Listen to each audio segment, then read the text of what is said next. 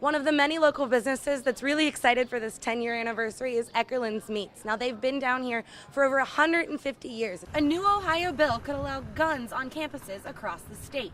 Students talked to Fox 19 and gave us mixed reviews. Rain in the forecast for today. Steve has been talking about that for a couple of days now. Unfortunately, especially with all the outdoor activities going on this weekend. You got the Jay-Z and Beyonce concert, you have the race down at the Speedway. Many vacant buildings just like this one are lining the streets of one Covington city, but a developer is hoping to lead by example to give this city a facelift. In Avondale, police are investigating a murder after a man was found shot to death outside of an apartment building. Officers say the victim is 20-year-old Dion Adams. His body was found around 6:30 this morning in the 3500 block of Reading Road. Sheriff Jim Neal says losing this contract does hurt, but don't think you won't see deputies cruising around Colerain Township.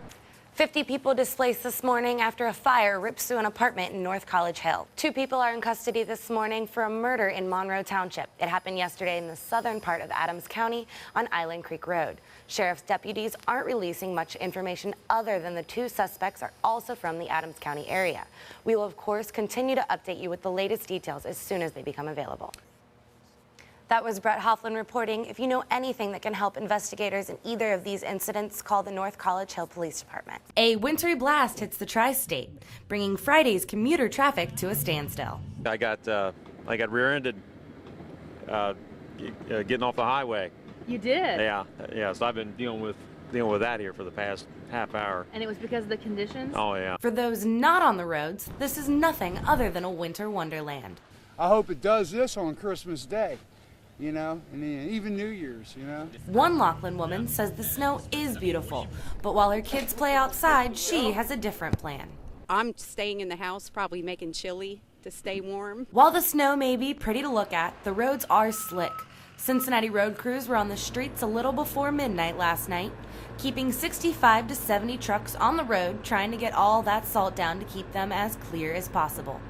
But even with crews working round the clock, snow-related accidents on I-75 caused major backups this afternoon. Although, if you do have to be on the road, one tri-state man has a message for you. Everybody slow down and be patient. You know, you ain't going nowhere quick.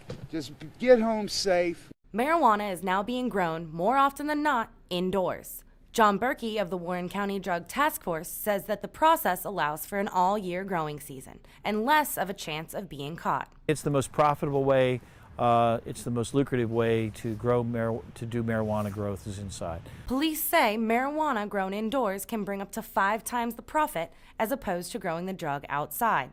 Indoor growing is more difficult to detect because operations are popping up in unsuspected places. It can be in a remote farmhouse, or it can be in a subdivision. You know, anywhere where somebody decides to be an entrepreneur and start a business, and yeah, it could be anywhere. It could be your next door neighbor. In their biggest bust so far, Berkey says the startup marijuana came from dispensaries on the West Coast. The medical marijuana was sold and bought on the black market.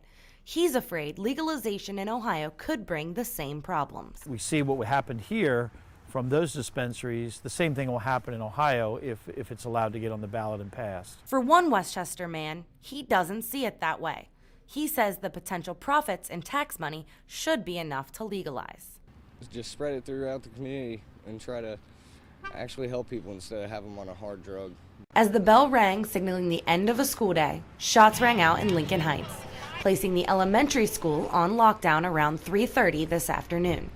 Officer Conroy Chance said a man fired rounds on the corner of Jackson and Leggett Street at a passing car, striking the female passenger as well as a school bus. Yes, the school bus had just let off and was actually driving southbound as well. We believe in his attempt to elude the shooters, he went around the school bus, thus putting the school bus in the line of fire, and it was struck. Having just dropped off the last of its young passengers, the bus driver was the only person left on board. He was not injured during the shooting. Authorities quickly responded, placing the school on a precautionary lockdown. We did lock the school down for approximately 45 minutes to make sure that there was no more presence of immediate danger. After the lockdown was lifted, parents were notified and school will resume tomorrow. A controversial new bill may allow concealed carry permits on college campuses. Some feel that allowing students and faculty the opportunity to carry guns could fill in the holes that police leave behind. It would be good to train staff and professors because no matter how many police officers you hire, there's not one sitting in every classroom. While others worry about guns being carried by the student population, especially during stressful times of the school year. You can make a bad decision based on emotions and have that gun. Regardless if you have a concealed weapons permit, that does not mean that you know how to handle your emotions. Right now it's finals week, and I know that I've been quite stressed myself, and you just never know what may or may not happen, and the emotions might get the best of you.